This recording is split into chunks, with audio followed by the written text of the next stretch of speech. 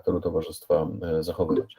W chwili uruchomiłem nagrywanie. Chodzi o to, że część z naszych członków i członkiń nie może być dzisiaj z nami. Wobec tego pojawiła się prośba o to, żeby taki wykład Simine nagrać. No i rzeczywiście to właśnie robię, dlatego miejcie Państwo wszyscy świadomość, że jesteśmy nagrywani. Moi drodzy, wszystko, co na początku mieliśmy zrobić, już zrobiliśmy, wobec tego, jeśli pozwolicie, przejdę na angielski i powitam naszą wyjątkową zupełnie keynote speakerkę. So it's my great pleasure to welcome Simine Vazire. Simine Vazire kindly agreed to be a keynote lecturer during our virtual meeting. I'm pretty sure that Simine needs no introduction, but I will just emphasize few things from her CV. I would say, first of all, that Simine Vazire is a professor. She's a professor of psychology, and she works at the University of Melbourne. And I really want to emphasize that Simine right now is in Melbourne, in Sydney. So in Sydney right now there is 11:30 p.m. So we're even more grateful for her that she agreed to be with us today. So Simine's research examines whether and how science self-corrects, and she's especially focused on psychology, of course. She studied research methods and practices used in psychology, and as well as structural systems in science, such as peer review, which is in the area of her interest. She was an editor of SPPS, Social Psychological and Personality Science, and she was a wonderful editor, I must admit. And now she's an editor-in-chief in Collabra Psychology. She's one of the PIs on the Replicats project, and she's a co-founder with well-known Brian Nosek of the Society for the Improvement of Psychological Science, so simply SIPS. In PSPS, we are really, really grateful for this initiative. So, dear Simine, it's a great pleasure for us, and it's absolutely an honor for our association to have you in here, and with high expectations and huge excitement, I can say this virtual floor is yours. Thank you so much, and thanks so much for the invitation, and to everyone for coming. I'm really flattered to be here, and it's really a great group for me to talk about these ideas and hear your thoughts on them. And this is a relatively new talk that I've just been writing over the last few weeks and months about kind of. It's different than a typical research talk. It's a little bit more about my personal grappling with our field and my views and experiences as an editor and as a researcher in the field and with the replication crisis and all that. And so I'll be really looking forward to your questions and thoughts and reactions. So I'll go ahead and start sharing my screen. Let's see. This time it gave me a different option than before. Do you see my screen? Do you see just the slide? It's starting to, yeah, it's okay right now. Okay, great. And I can't see you all, so I've asked Tom to interrupt me if any questions come up or anything like that. I can't see the chat or any of you. Okay, so I'm going to be talking today about my thoughts related to what makes a science, what makes a field a scientific field, and what makes it self-correcting. What does a commitment to self-correction look like? And specifically about our field of social and personality psychology. And a lot of the work I'll be talking about today are ideas I've developed in discussions, especially with my students, my graduate student, Sarah Schiavone, who's really the main person pushing one of the main projects that I'll be talking about today. And then also my other graduate student, Giulia Bodicini, and my collaborator and co-lab director, Fiona Fiddler. All irresponsible statements are mine, but a lot of the hard work and, kind of the ideas were developed in conversation with them. So this is an overview of what I'll talk about today. So I'll talk a little bit about the crisis, but I assume most of us are pretty familiar with the main events of the last 10 years or so in the field, a little bit about the response in the field. And then kind of what I'm really been thinking a lot about lately is what would it mean for us as a field to really reckon with this crisis? What does a reckoning look like? What should we do given this past decade that we've had? And to me, there's two branches to that. One is,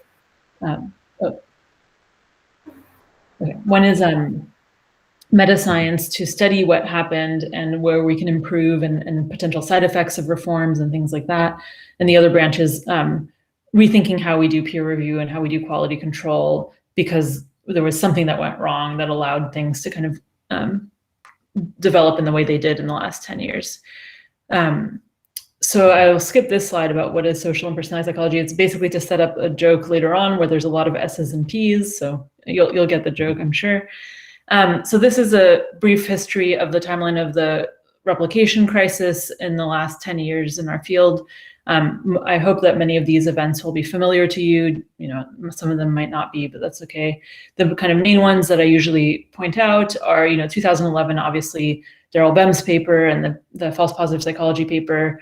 Daryl Bem appeared on the Colbert Report and a segment called Time Traveling Porn. This was really, I think one of the big triggering events for our crisis. And then later on in the field, and then of course the false positive psychology paper about p-hacking, introducing the idea of flexibility in data analysis leading to a lot of false positive errors. And then later on the reproducibility project about halfway through the decade. And I like to think of these as kind of a 1-2 punch, that if either one alone, the false positive psychology or the reproducibility project psychology, if either of those had happened alone, we might have been able to ignore it or make ourselves feel better. If we had just seen the simulations in false positive psychology and said, well, in principle, there could be a lot of false positives, maybe we could, decide that's just an abstract possibility. Or if it had just been the replication failures, maybe we could have said, oh, but those could be false negatives, or there could be moderators and so on. But the combination of, in principle, the things we're doing should be producing a lot of false positives, and in reality, we're having trouble replicating a lot of positive findings, I think of as a 1-2 punch that made it, I think, much harder for us to avoid the reality that something was wrong, that there were some problems.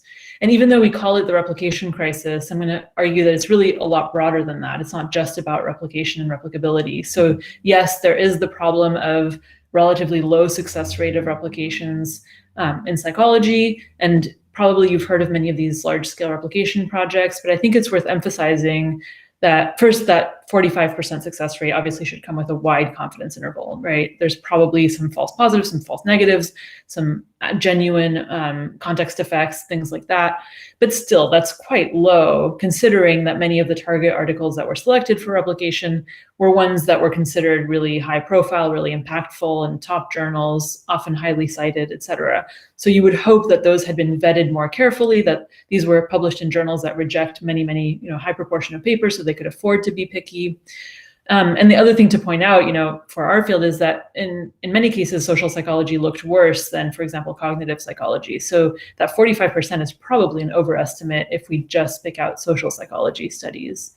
But as I mentioned, it's not just about replicability. We also have problems wherever we look in other aspects of our research methods and practices. So for example, reproducibility. So here I mean reanalyzing data, the original data from the original paper, not collecting new data.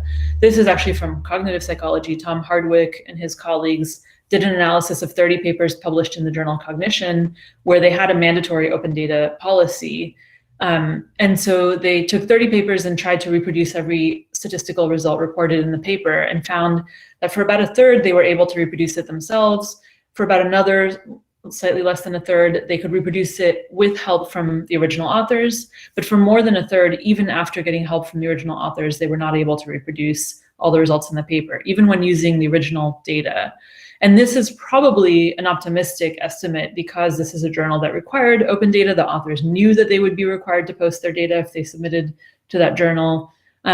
So my guess is that the typical journal article that's not in a journal with such a progressive policy might be even harder to reproduce. So that's concerning, right? It's a separate issue from replicability. This is not so much about false positives, but just about how careful we are in our analyses and documenting everything and making sure that the statistics we report are correct. And that's related to partly a transparency issue. And there's other signs of a transparency crisis. So one example that's actually quite old, from before this last decade in psychology, by Jelte Wickerts and colleagues, they sent emails to authors who had published papers in APA journals and as you probably know, the APA policy is that if you publish in an APA journal, you're required to agree to share your data upon request if other researchers request it.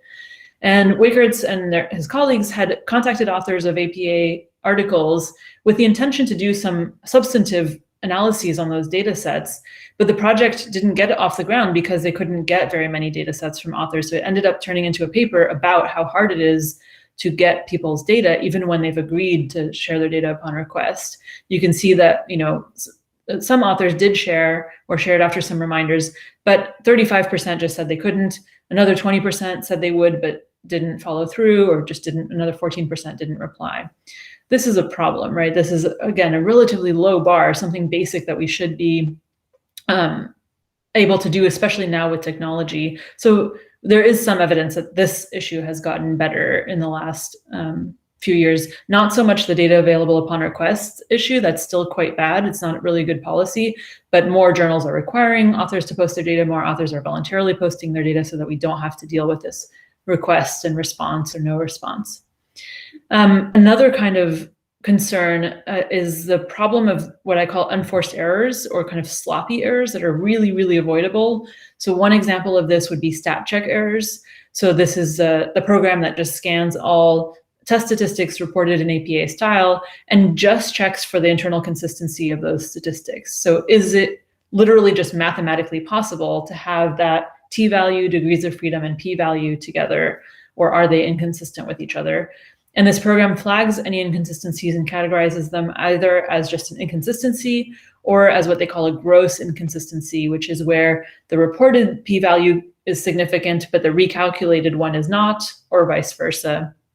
And what they found in a survey of psychology journals was that about half of papers had an inconsistency, and about 1 in 8 had what they call a gross inconsistency. This is quite concerning, given that these are errors that should be very easy to catch. You know, just some proofreading should be able to catch them. So this really makes you worry about other kinds of errors that might be creeping into papers. A completely different kind of crisis is the theory crisis. And this was captured well by actually not a psychologist, but Andrew Gelman, who wrote that he was talking about, I think, social sciences in general. And he said, theories are so flexible that just about any comparison can be taken to be consistent with theory. Remember sociologist Jeremy Fries's characterization of some hypotheses as, quote, more vampirical than empirical, unable to be killed by mere evidence. So we have a problem. I mean, this is not necessarily a sign of a problem, but it's makes things much, much harder, that our theories are not specific enough that anyone can just read the theory or read the hypothesis and tell what pattern of results we would expect, what would be consistent with that. So it leaves a lot of room for harking and, you know, post hoc rationalization and so on. The next aspect of the crisis I want to highlight is one, again, we're all pretty familiar with, but I think when you really reflect on what this means about our field, it's quite concerning. And I couldn't think of a good name for it, so I called it the stretches the bounds of credulity crisis, which is just how many of our published findings are positive results, significant results. So one analysis of psychology by Daniel Finelli looked at the proportion of published findings that were significant results over time from 1990 to 2007, and found that pretty consistently a pretty high proportion, and in more recent years, over 80%, 90% of articles in psychology report finding their key result as a significant or positive finding. In another analysis, Ed Yong compared different fields and found that actually psychology was quite extreme. It was the field with the highest rate of positive findings in the literature. So it's at the bottom down here, where over 90% of findings in psychology are positive results. Now, all fields are well over 50%, but you can see that some have more than, you know, a tiny fraction of null results in their literature. But psychology really has very, very few null results in our literature. And so this is a cause for concern on its own, right? This is just not plausible. In order to have 90+% positive results and that be valid, we would first of all have to have research hypotheses that are true pretty much 100% of the time and have 90-something% power to detect those effects. And neither of those things are true or even remotely true, right? The prior on our research hypotheses is nowhere near 100%. The power of our studies is nowhere near 90-something%. So something else is going on. We should be really concerned just about this. And now we have some really direct evidence that this is a problem. So Anna Schiel and her colleagues did this really clever thing, comparing the standard literature with the registered reports literature. So again, as you probably know, registered reports is a relatively new mechanism where authors can submit their paper before they've collected the data. It goes through peer review, and if the editor and reviewers agree that this is a solid study testing an important question, it gets an in-principle acceptance at stage 1. And then the authors just have to carry out their plan. If they follow the agreed upon plan, then their paper is published regardless of the results. The editor can't revoke the acceptance, and the authors can't deviate from their plan without making that really, really clear. So that closes a lot of the doors to inflating effects and p-hacking and unintentional flexibility and so on. So it's a really interesting question. What happens to that proportion of positive results in literature when we go from the standard literature to the registered reports literature, where many of the avenues for mostly unintentional, but any kind of p-hacking or flexibility are mostly closed? And what Anna and her colleagues found is that, so again, in the traditional literature, she found the same thing as has been found in the past, that over 90% of studies in the traditional literature report significant results as their key result. In the registered reports literature, which is a smaller literature, there were only 71 at the time in psychology, but it was around 45% of the key results were significant results. And if you separate it out, there's another analysis that's separated out by replication studies versus original studies, and it's not too different. It's a little bit higher for replication studies, I think like 55%. Now, there are different potential explanations for this. It could be that registered reports test riskier research hypotheses, so have lower priors on the research hypothesis. But I think that might be part of it, but I don't think that's all of it. And there's now some more meta-science going on to try to test that question. What I find really striking is that the estimate of what proportion of results stay positive when we close the doors or make it much harder to p-hack and make it much harder for editors to engage in publication bias. It's about 45–50%, let's say, really similar to the proportion of successful replications in the replication literature. And so I find this to be, again, converging evidence that there's a big problem. I wouldn't put too much weight on that precise point estimate of 45–50%, but it's still, right, even if it's 60–70%, that's still quite low compared to the 90+95% of claims of having discovered something real in the literature. So I think this is arguably maybe the third punch. I think it's one of the most important findings, one of the most shocking and concerning findings of this last decade. So I would add it to those first two punches from the p-hacking demonstration and the field replications, this kind of analysis of registered reports. What happens when we remove a lot of those opportunities for bias? We find that a lot more of our results are null, a lot of our discoveries disappear. So then to wrap up the second half of the crisis, I won't go into much of this. Here, there's a lot more kind of positive developments. So we started SIPS, but there's also a lot of other projects. It's like Science Accelerator, new journals. Actually, I should put your society's journal up here too as a great example of a really progressive group making positive changes. But also kind of bubbling or surfacing of tensions between the two sides. So there was, on one hand, some positive media coverage of the reform movement. On the other hand, coverage of kind of the tone debate and the fighting about whether we're being too harsh or bullying and things like that. And I think this speaks to another, to me, really, really concerning pattern, and I would call it the self-correction crisis, which is the phenomenon we saw over the last decade of relatively hostile defensive reactions to, for example, the replications or other meta-science or other efforts to try to improve the field. So these are just some of the phrases that have been lobbed at those individuals and groups who do things like error detection, try to identify problems and fix them. And now this isn't too surprising. We're human and people get defensive. And as Kurt Vonnegut pointed out, it's very human, right? That everybody wants to build and no one wants to do maintenance. So the fact that error detection and correction is hard, that we all rush to publication and we have these stat check errors and so on is understandable. But I think the defensiveness to talking about these problems and trying to fix them, to me, that's a mark of a lack of commitment to self-correction. And that really risks kind of our status as a respectable science. If we want to be taken seriously as a scientific community, I think we have to embrace at least discussions and interest and curiosity about what's going on in our field and how we could fix it. So that's a summary of the crisis. And then in terms of the response, So, I mean, you all have lived it as well as I have. And I would say one thing I kept hearing is the argument that this is all normal. This is a normal part of science, and that, you know, upheaval and criticism and failures to replicate and all that are all part of normal science. And we saw it in a few different places. So, for example, in the annual review chapter by Fisk, Schachter, and Taylor in 2016, they wrote about the replication crisis. All this is normal science, not crisis. A replication failure is not a scientific problem. It's an opportunity to find limiting conditions and contextual effects.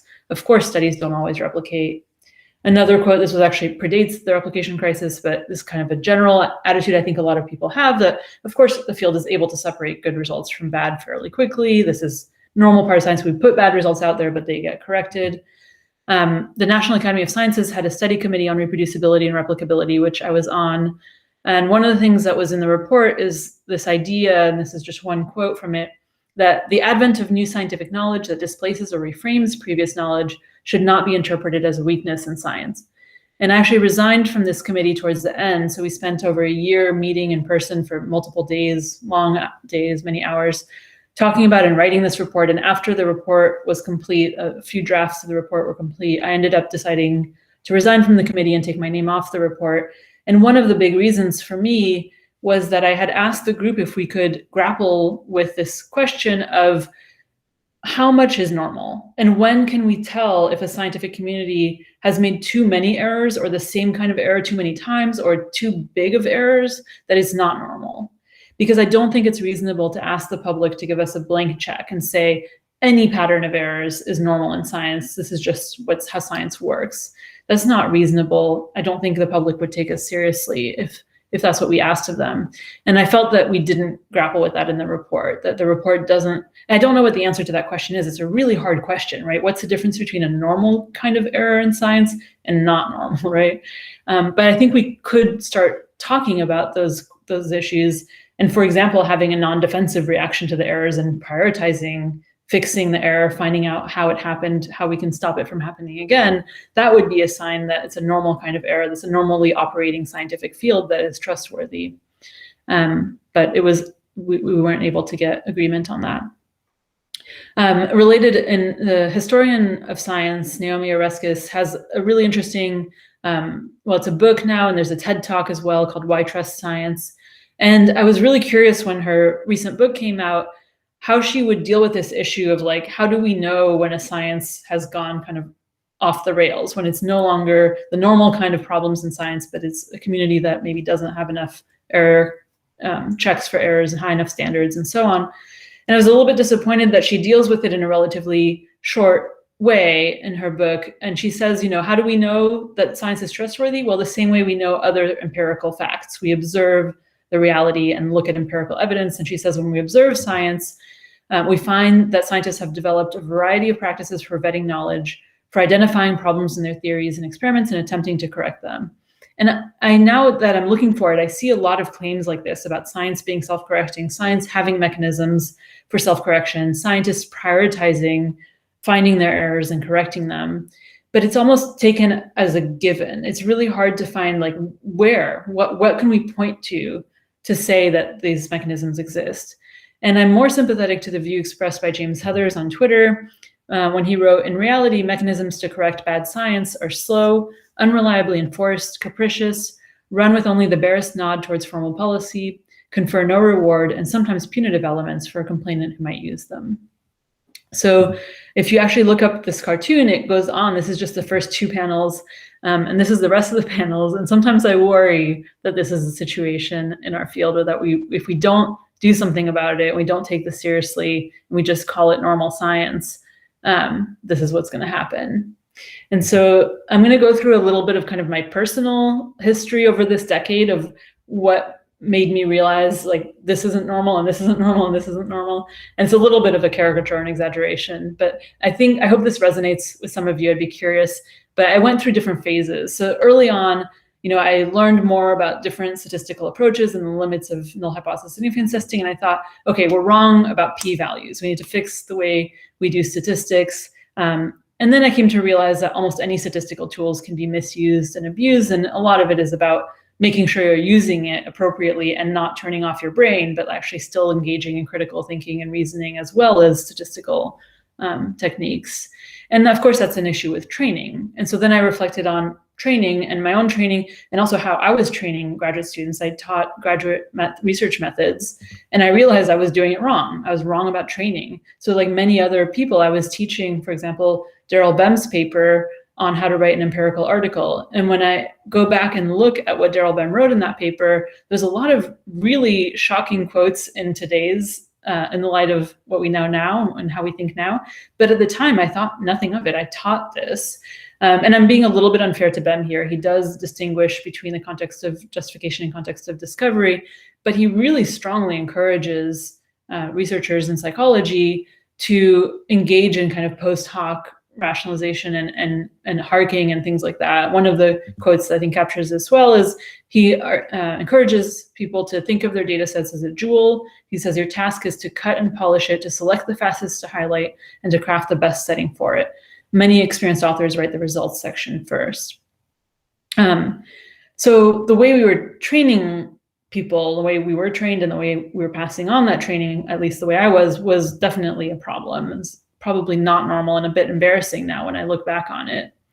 And the question is, well, where does this desire to present everything in the best possible light come from? I mean, surely when we set out to become scientists, we didn't think I want to become a scientist so I can present everything in the best possible light.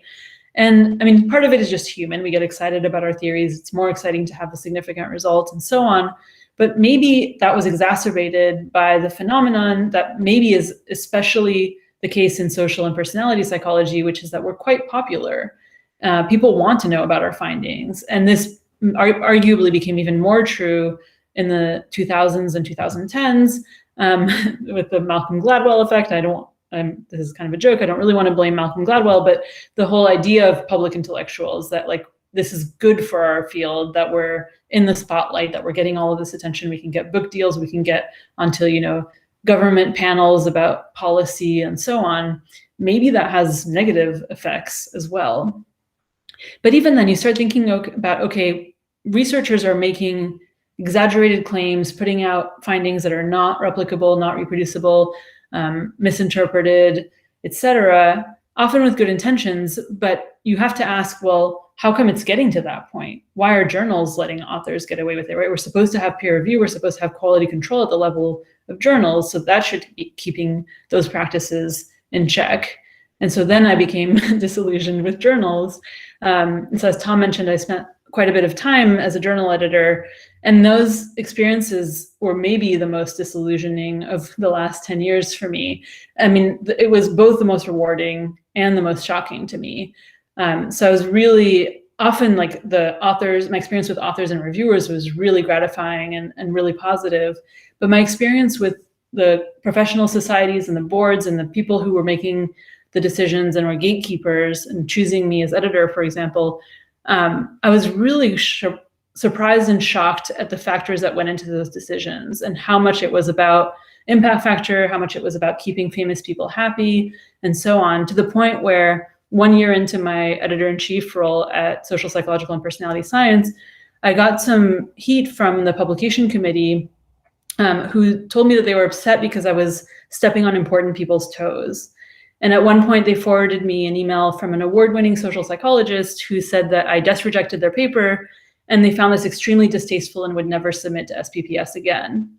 Now, I wasn't that surprised that somebody would say that, but I was surprised that the committee was taking it so seriously and forwarding it to me as if it stood on its own as evidence that I was doing something wrong.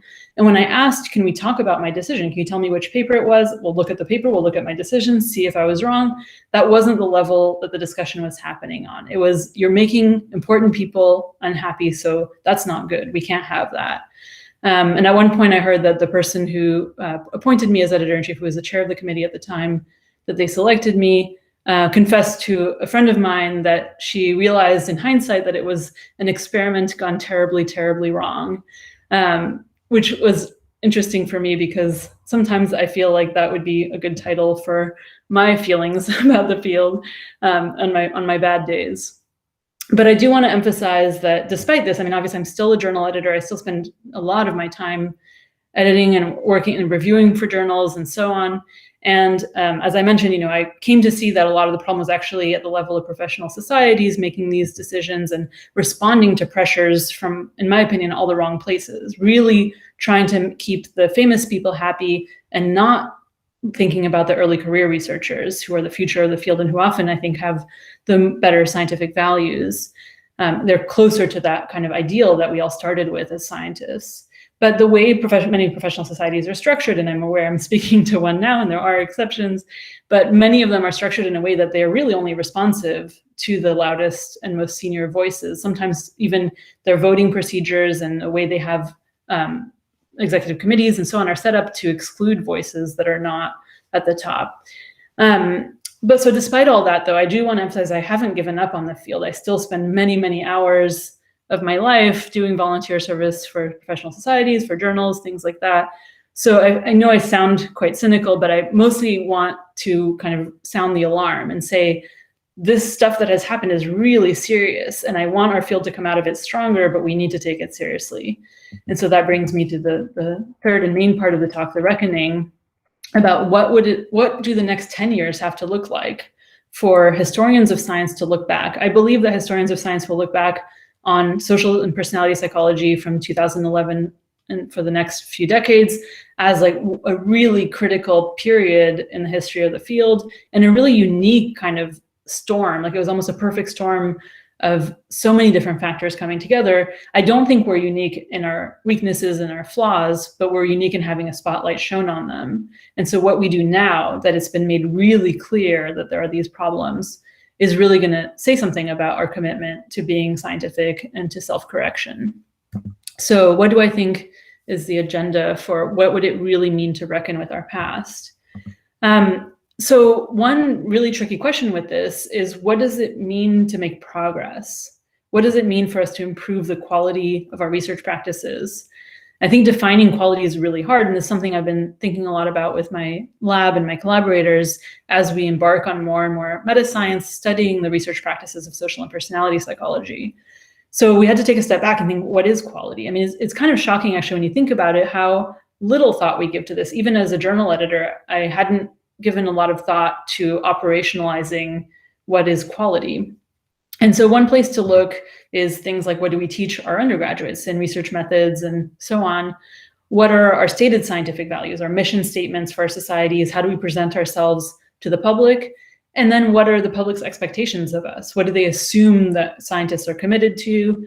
And from that, we can come up with a few different dimensions of quality that apply at least to social and personality psychology. So I've made, put some here, and then I, over time, have tried to kind of structure these in my mind in terms of how they go together. And so one cluster is things having to do with comprehensibility and transparency. That alone isn't enough for quality, but it's, I think, a necessary component to be able to evaluate quality. Another really big one, probably the one I care the most about, are things related to validity. And here I often think in terms of the 4 validities framework of Shadish, Cook, and Campbell.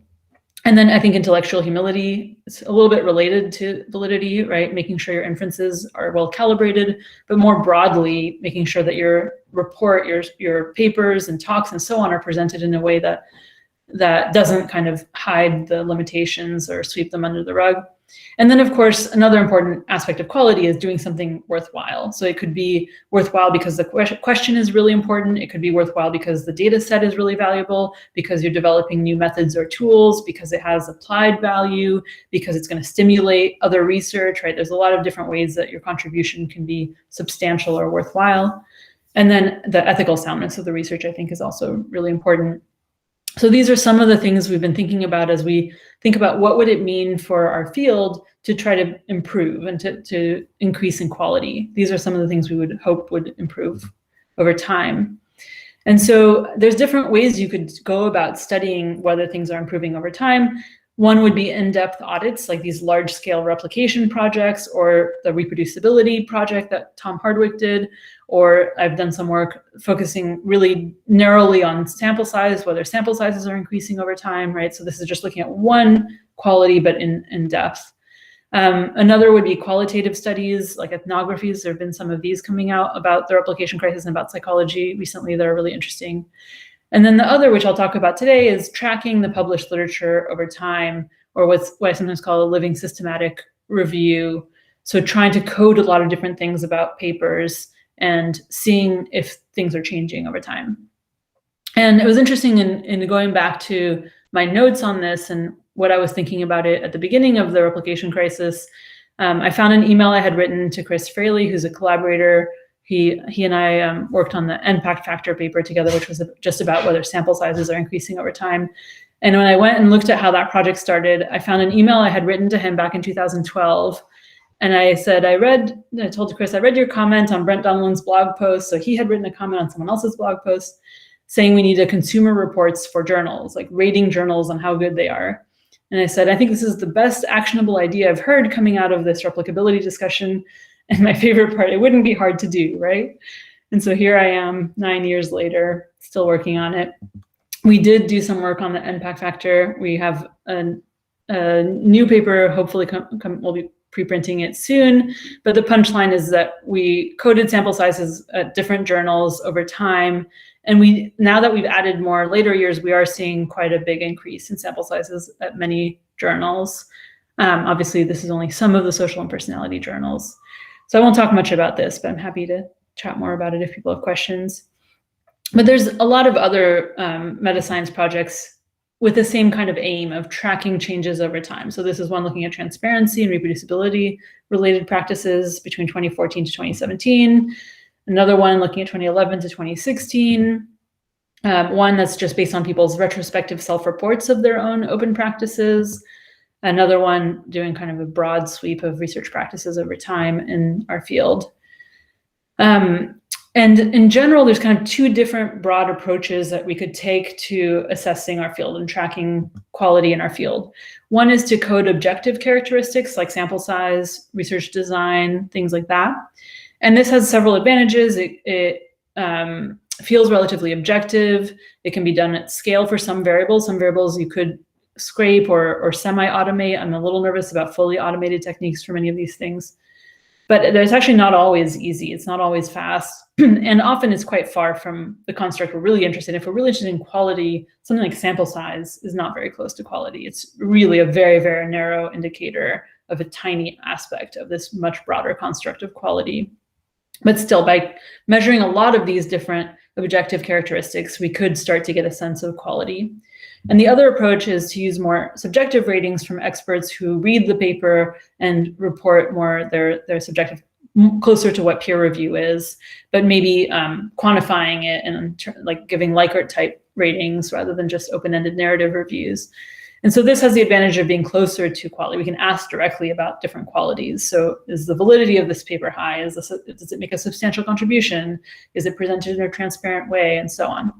But of course, a lot fewer people can do this, right? It's easier to train people to code sample size and so on than it is to find people who have the expertise and are willing to do the hard work necessary to do this. And it's harder to validate. You can't say that it's right or wrong. There's a lot of subjectivity in there, so that also leaves room for bias. But I think in general, the best approach would be to try to enumerate qualities we're interested in tracking and then take both approaches. Try to code objective characteristics that would reflect these qualities and get subjective ratings from experts about these different qualities. So I'll tell you about a specific project we've got going on in our lab. This is where the S's and P's come in. We call it the SPPS PSSPP project. This is definitely a joke at the expense of our field. And that stands for Surveying the Past and Present State of Published Studies in Social and Personality Psychology Study. And this is the project that's led by Sarah Schiavone. So this is really her work that I'm collaborating with her on, and several other lab members and many research assistants have helped with this project. So this is an ongoing project. I'm warning you now, I'm not presenting results today. We don't have any results yet, but we're getting close. And so our sample is every single article published in these journals between 2010 and 2020. I would like for it to keep going. I would like to add more years if we can continue to find people and money to do this. This is over 8,000 articles. And here's a little bit more. So you probably are familiar with this, but they range from not at all selective, SciArchive, to only selective on rigor, but not novelty, so Collabora and PLOS One, to very selective, rejecting more than 90% submissions. This is now the x-axis here is time. This is about when they implemented kind of reforms to try to improve either the rigor or transparency of the work they publish, or in some cases it's just when the thing appeared, like SciArchive just appeared around that time. So some of these journals implemented reforms about halfway through this decade. Some of them didn't really implement much at all during this decade. And I should mention I have major conflicts of interest with many of these. Almost all of them I have some conflict of interest. Some of them I have very large conflict of interest. So SPPS and Collabora was editor-in-chief of each of these. Others ones I was associate editor or otherwise involved in the journal. So we're trying to take both approaches here to coding the qualities of articles in this corpus. So for the objectively coded characteristics, we have some things that we think we can use algorithms. So we're also manually coding some of the articles to check the algorithms, but these are the kinds of variables that we're trying to develop algorithms to code. So one example, for example, the hedges and boosts in the text, we use a dictionary approach to find all the instances of phrases or words that are in a dictionary of hedges or boosts. So this is like expressing uncertainty or expressing certainty. Then we have another category of variables that need to be coded by humans, but we can train undergraduate research assistants to code. So things like sample size, who the participants were, was it a convenience sample, were they college students, et cetera? Was it a hard to reach population? How bold were the claims in the abstract? We tried to have them rate whether the abstract makes causal claims or not, but we weren't able to get reliable and valid ratings from undergrads of that variable. And then we have other variables that only people who are already active researchers in the field would be able to code easily. So that's me, my graduate students, our research team. And so we spend a few hours a week. Sarah has made a Shiny app for us. So it pulls up methods or results sections of articles, and we code things like, was there a sample size justification? Was it an experimental or observational design? Were self-reports used or behavioral measures used, et cetera? And for a small subset of the articles, we've also p-curved those articles. So as we move from left to right here, we drop more and more articles out of our sample. So we can do the algorithms on all 8,000, but for the stuff that requires graduate students or professors to code, we're not going to get to 8,000 or anywhere near that. So then we combine that with the other approach of more subjective ratings. So for that, we have a very small subset of papers from this sample, about 200, where we have paid reviewers $50 an hour to read the entire paper and fill out some Likert type questions and a few open-ended questions about the strength of the paper on different dimensions of quality. So we'll have that for a small subset of the papers as well. So the types of research questions we're asking are things like, how have research practices changed over time? Are there side effects to these changes? How well calibrated are authors' claims about their studies? And I should mention this is funded by a grant from the Templeton Foundation, and their interest is specifically in this intellectual humility aspect of it. Are scientists intellectually humble? Are they well calibrated? And then we're interested in whether these things vary according to characteristics of authors, their prestige, their career stage, things like that, as well as characteristics of journals, although we don't have many journals in our sample. So that's one example of the meta science part of what I think reckoning would look like. And the ARTA project is nowhere near the only one. I think we need a lot of different kinds of projects. And I'm very excited when I hear about other people doing this kind of meta science. But I think this is only one part of the reckoning. So we do need to improve our research practices where we find that they're lacking. But the other part is we need to reflect on how we even got here in the first place. What went wrong in our quality control systems that we allowed things to get this bad? And we need to reform those quality control systems. And so what I mean here is peer review, right? I think peer review is the best mechanism we have to try to make sure that the shoddier research doesn't get the stamp of approval that peer review provides, or at least that there's some way to flag or calibrate the endorsement that the reviewers or editors give according to the strengths and limits of the paper. And as I was thinking about this, all this work we're doing in the SPPS-SPP project, I kind of feel like we're redoing the work of peer review. Like these things could have been coded or at least evaluated in peer review, right? Was the design of the study appropriate for the research question? Did the conclusions match the strength of the evidence, right? These are things that I think peer reviewers and editors are looking for and assessing.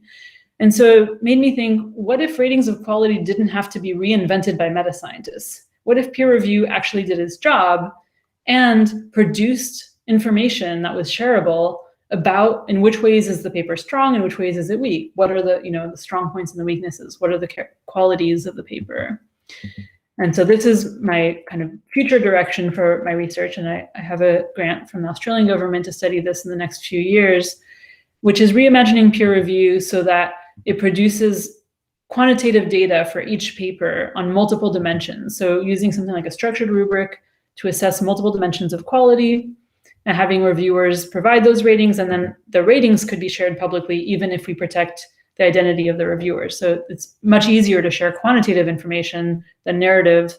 So maybe the reviewer does both a narrative open-ended review and some rating scales, and at least we can share the rating scales with the public so people can see what do experts think are the strengths of the paper, the weaknesses, etc.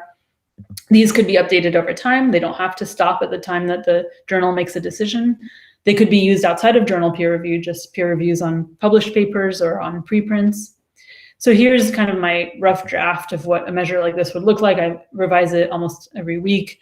I think it's too long as it is and also missing some things. So I'm all over the place right now in my thinking about what would such a rubric look like. And I may go in a completely different direction than this. I would love to hear what you all think.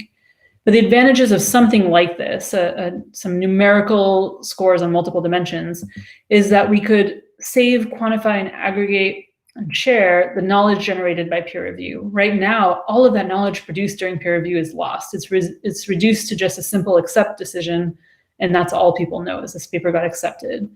But we don't know why. We don't know what were the strengths in the reviewer's eyes. We can also study the process because we'll have data. We can see, is there agreement among reviewers? Do these scores track anything? Do they correlate with other indicators? And then we can improve the measure in the process. And this would provide an incentive to researchers to look good on this measure, to actually have high levels of quality on as many dimensions as possible, or the ones that they care about, not just to get into the journal, right? Right now, if you can get into the journal, then who cares if it was a good paper or not? You get all the benefits, all the rewards, just because you got into the journal, with some exceptions in extreme cases. And I think it would really put fields to the test. We all like to say that science can separate good results from bad, that we correct the bad results over time. This would be a way to try to quantify that. So if we do a replication project in 10 years, we could see if the papers that failed to replicate were ones that were flagged during peer review as like, this is really interesting, but uncertain, right? This is novel, but risky, not definitive research. That would be good to know if that's actually already known by the peer reviewers. It's just not being shared. So I'm probably going to stop here. I have a few slides about some of the risks of this approach and some ways to mitigate that risk. But I think instead, I'll just skip to my final slide, and I'm happy to take questions about more details or talk more about what this might look like in practice. But I want to end with this. So my original title is Science Self-Correcting, and talking about the case of our field of social and personality psychology. And my main takeaway message is that it really depends what we do now. The last 10 years was a critical period in our field, but the next 10 years is just as critical. And I think what we do now to improve our practices, but also to improve how we vet our practices, improve our peer review, our quality control, is going to be critical for answering this question of, are we a science committed to self-correction? Okay, so I will stop sharing if I can find my cursor and open it up for questions. Okay, thank you so much, Simine, for this absolutely fantastic lecture. Please put your hands together. It was an absolutely fantastic thing to hear from you. In such a gripping way, the picture of our discipline right now. And as Simine said, please feel free to ask questions. And we have plenty of people who want to ask the question. I will be a moderator of this discussion. So let's start with the question by Kasia Berka. Hello, and thank you for an inspiring talk. Maybe I'll be short because I think there will be more questions in the queue. But I was intrigued by one of the factors that you mentioned that you will be quantifying, which is author's prestige or university prestige. And I just wonder, what's your experience, and you mentioned it a little bit, what's your experience with a pressure towards editors to publish or to accept papers by famous researchers? And you mentioned it, but I just, so you are pretty aware of this bias, but I just wonder how huge is this bias, and is there any data whether famous researchers get their papers published easier? And I bet they are better researchers, that's why they are famous in most of the cases, but I guess there is some bias as well. And I just wonder, as a solution, have you ever considered a triple blind review in which editors are not aware who's actually submitting the paper? Yeah, that's a great question. So there's a little bit of research where they systematically vary whether they mask the author's identities from reviewers and from editors. And my impression, so at one point I was more familiar with the literature. Now I only remember my take-home message, so this could be oversimplification. But what I remember reading is that the evidence about what happens when you mask identity is that there's huge evidence for status bias. Other kinds of bias, the evidence is more mixed or it's small effects, but the effect of prestige of the author or the institution is quite clear and consistent across studies. And so that does suggest that we should be masking identities of authors from as many people as possible. And I think we're used to masking it in psychology. I think it's pretty common to not tell the reviewers who the authors are, but usually the editor does know. And I think triple blind or triple masked review is a really good way to go. And I know there's like the fact that we have more and more preprints now kind of pulls in the opposite direction. It's harder to not know who the authors are. But for example, at Collabora, our policy is, of course, authors can post preprints. We know that that happens, we encourage that. But as part of our peer review process, we don't pass along the names of the authors to reviewers. So we're not going to put it in the email invitation. We're going to send them a version of the paper without the author's names. If they click on the pre-registration, the data and all that, they could probably figure it out. Or if they Google the title, they'll probably figure it out. But our position is we're not giving you that information because it's not relevant. We don't think that you need to know it. If you find it out, okay, we're not going to like bend over backwards and ask authors to eliminate every trace of evidence. But going further to triple masking, I think we should do it, even though, of course, sometimes editors will know. But the biggest obstacle right now is just this really silly practical problem of you don't want to send papers to conflicted reviewers, so to the authors themselves or their colleagues or friends. But that has technological solutions. We should be able to solve that problem. Now that most people have ORCIDs, it would be really trivial to check against their list of like published co-authors, for example, or other people at their same institution, things like that. What I do as editor is at the desk reject stage, I don't look at the authors' names. So if I'm not going to send out for review anyway, I don't need to know who the authors are. And one thing that's been really shocking to me is talking to other editors. When I tell them that I do this and I describe, I think it's really important. I think it makes a really big difference. And the reactions I've gotten from other editors, some of them are on board and are happy to do it too, but many of them will, like, I'm shocked at how honest they are, and they say they want to know who the authors are because it saves them so much time. And one of the editors who told me this, he was trying to flatter me and tell me, oh yeah, like, you know, if your friend, what's his name, Riverside, David Funder, if David Funder submits a paper, I know that I don't need to consider desk rejecting it. I can just assign it to a handling editor because it's not going to be crap. And he was trying to pick someone in my in-group, you know, to say, of course, like, you know, some people in your field, your subfield are strong, but I'm like, no, I'm sure all of us, like, I've submitted papers that should be desk rejected, and yeah. So there's a lot of editors who are perfectly willing to say that with a straight face, and that's shocking to me. And I know that part of the reasoning is, as you mentioned, that there might be some correlation between prestige and actual quality, but to me, that's not an excuse. And I think the correlation is probably quite small. That would be my guess. So yeah, I think it's a big problem. And it's one that I think some people don't even see as a problem, which is even worse. Okay, thank you. Dominika Polska, you're next in line. Thank you. Thank you for a fascinating lecture. It was really a pleasure to listen to it.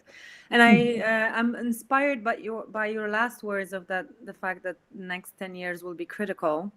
And so my question relates to this, because the project you presented seems huge, right? There are a lot of people involved, not a lot of us have those kind of resources, this kind of time, and especially if we're low in this hierarchy of status, and we would all like it to be not status in a hierarchy, but it is. So this is the situation.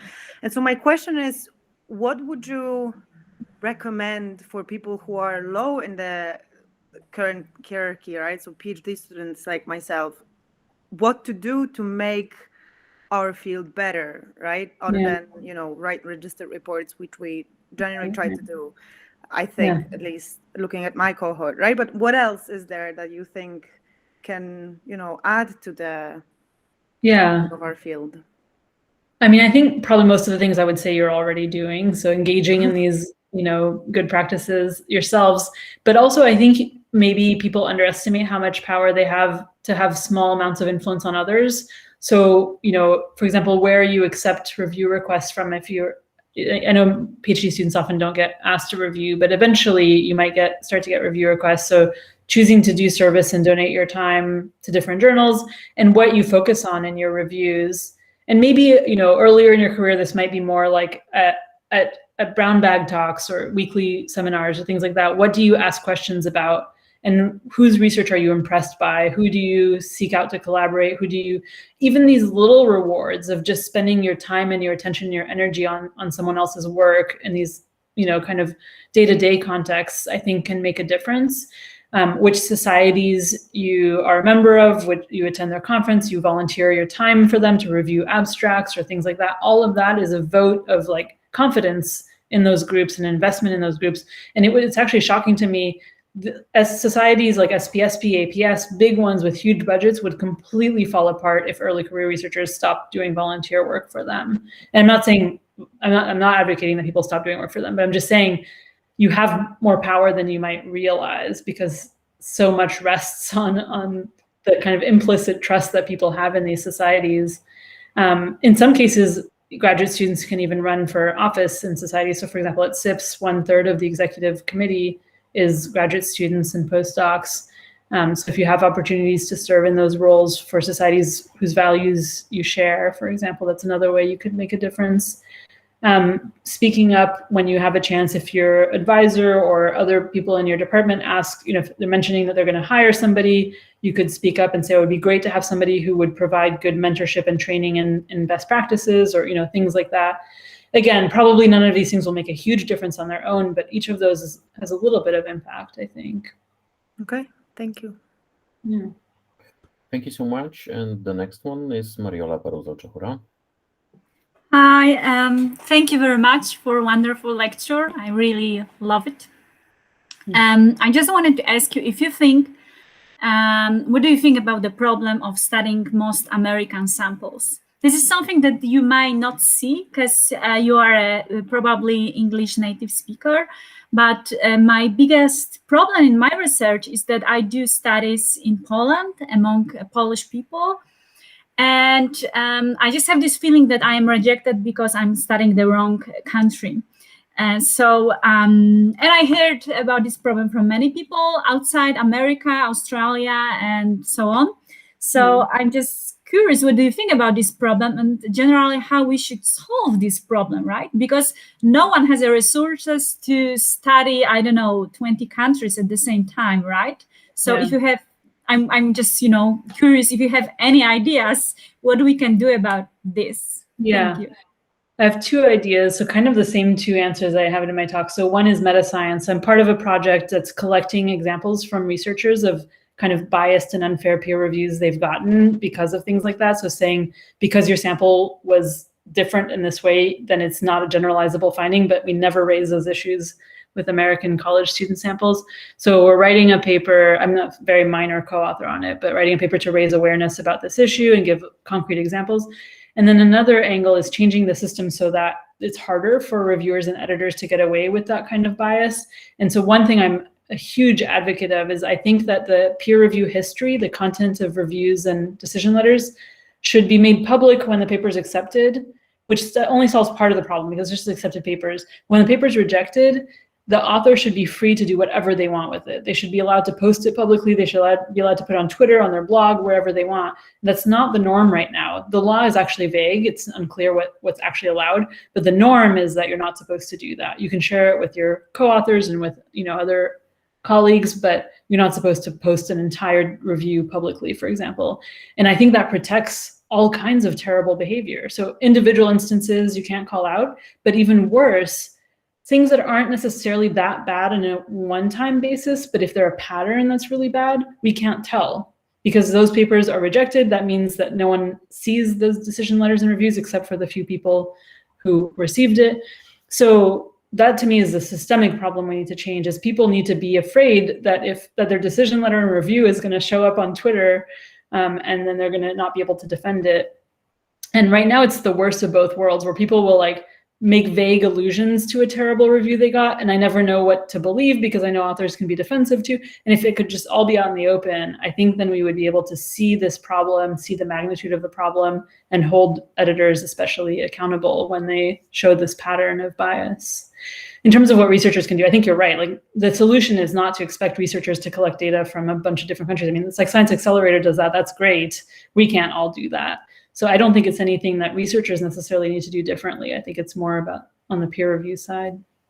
Yeah, thank you. And maybe we can think about signing the reviews, right? Like at the end, I don't know, what do you think? If it's a good idea that we will at the end finally know the name of the reviewers? Yeah, I know some people are talking that we should change it also.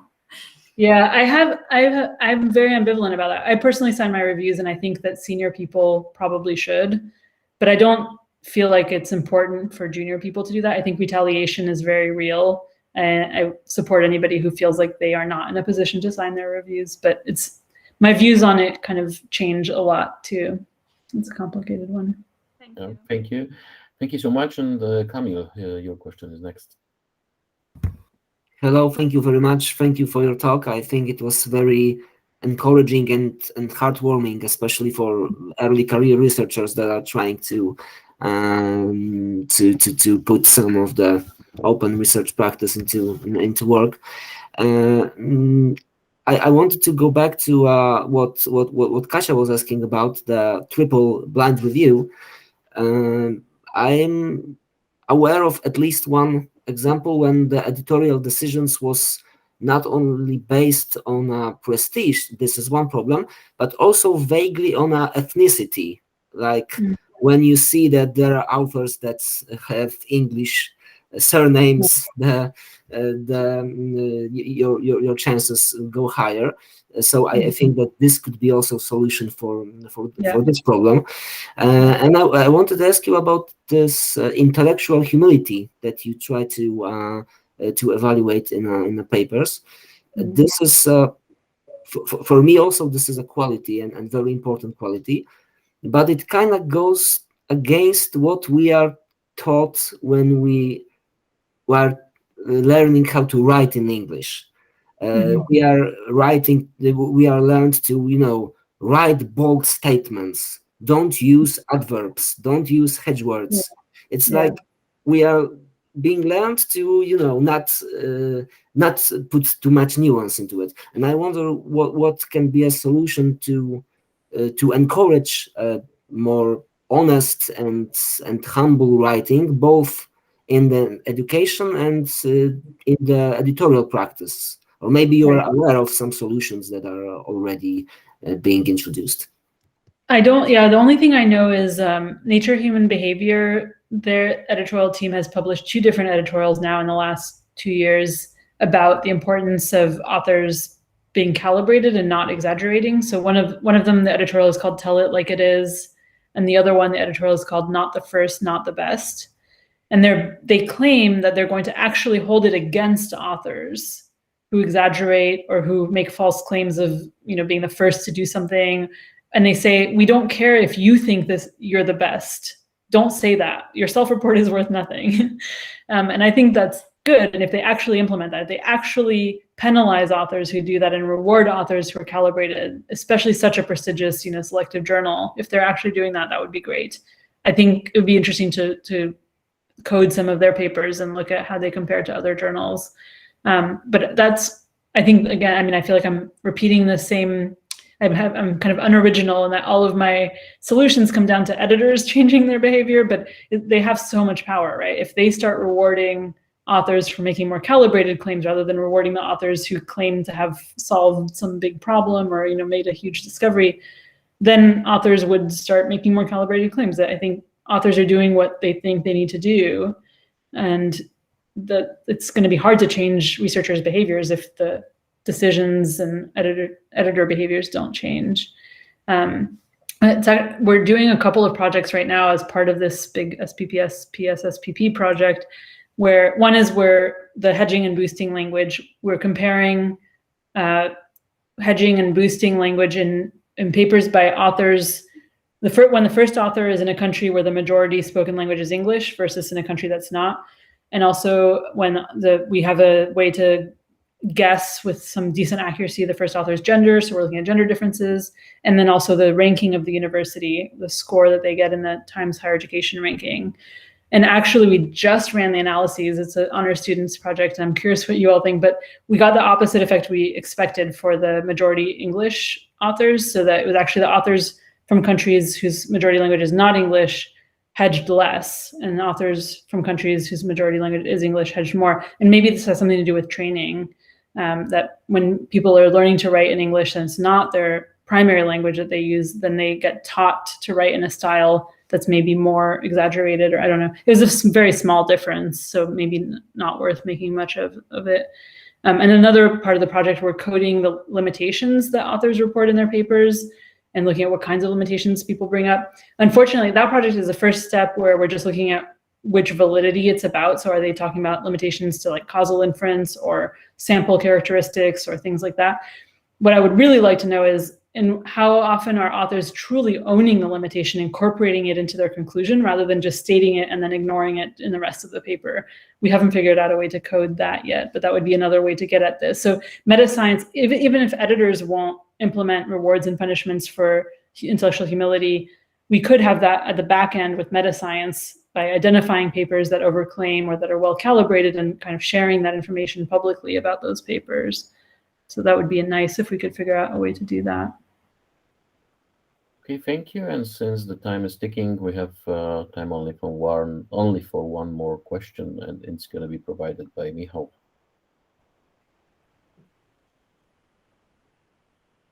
Michał, we don't hear you. You're muted. Had to happen once in the session. Sorry, wrong button. So coming back to you, SPPS, PPSP, project.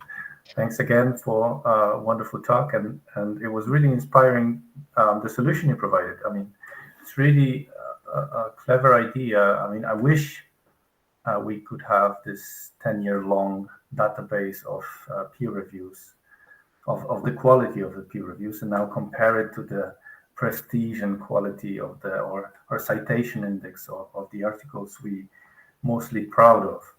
So I think this is the way forward, and I agree with your conclusion that we should actually do something about it. But I was wondering about the slide you've omitted. So what are the risks you want to cover? Because speaking from the small journal like SPP, it's enough that we ask so many reviewers for their efforts, and they very often would excuse themselves as not to provide any review right now. So in order to ask them to provide a structural review, structured scorecard, it would probably provide even more effort. I mean, it would involve more effort. And in a way, being asked for a review from JPSP is something else than, from any other smaller journal that would ask you to cover this in a very structured way. Yeah, I don't have a good answer to that particular problem of how hard it is to get reviewers. I'm not sure that adding a rubric would make it much more work. And in a way, I don't know. It'd be an interesting study to see if reviewers feel that the task is easier or harder if they're given direction about what to focus on. I think that just an open-ended text box it's probably not good, right? If you were going to develop a measure of how to extract perceptions of quality from experts, you wouldn't just do an open-ended text box, right? You would probably have them first you would define what you define as quality, what dimensions do you care about, have them evaluate those, etc. So maybe having it be a bit more structured could make it more pleasant and maybe even faster to do because you know what you're looking for. I don't know. I mean, the other thing is I think we need to move away from journal-based peer review. And if we took all the money that we spend on paywall journals and spent it on paying reviewers, then I think there would be more incentives to review. The other thing, this is an unpopular opinion, but I'm not sure that we should spread out peer review the way we do now, where everybody's both an author and a reviewer. So I don't know about you, but for me, there's some people whose opinions, if they like a paper or criticize a paper, then I start really paying attention because I trust their judgment a lot. And so a review from them, and this gets back to the prestige bias, I'm very aware that this is a problem that I have, you know, these people in mind that I trust their judgment. There's a problem of how do you grow that pool? How do you make sure people have a chance to enter that pool? But the idea that there could be some people who are particularly good at reviewing, and that's not necessarily the same skill as being good at producing original research. And we need both kinds. And maybe we focus the rewards heavily on the people whose reviews are most valuable. And then we don't need as much money, as big of a pool of reviewers and so on, if the quality of the reviews is higher because we've selected people who either are trained to do it really well or just have the right characteristics to do it really well. So I think we could really think outside the box and change the way we do peer review. Right now, I feel like it's this checklist. Like editors look for 3 warm bodies to submit any review. As long as they get 3 reviews, they check that box and it's been peer reviewed with no attention to, was it the right reviewers? Did they thoroughly vet it? Did they vet it from different angles? Did someone cover the statistics aspect of it? Did someone cover, you know, the design, blah, blah. So I think we could do it a lot more efficiently than we do now and with a lot more incentives and rewards, especially if we got all the money out of the for-profit publishers. Okay, thank you so much.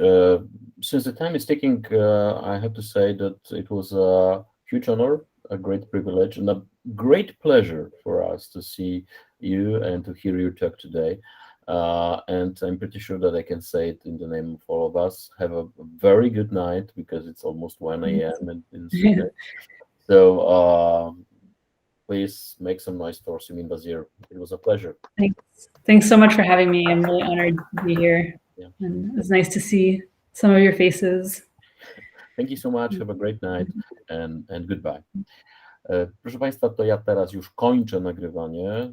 Mili Państwo, dziękuję Wam za obecność na tym dzisiejszym spotkaniu i zapraszam wszystkich członków, wszystkie członkinie PSPS-u do tego, żeby wziąć teraz 15-minutową przerwę i o 17:00 być tutaj z powrotem właśnie po to, żeby odbyć walne zebranie PSPS-u. Dzięki i do zobaczenia za kwadras.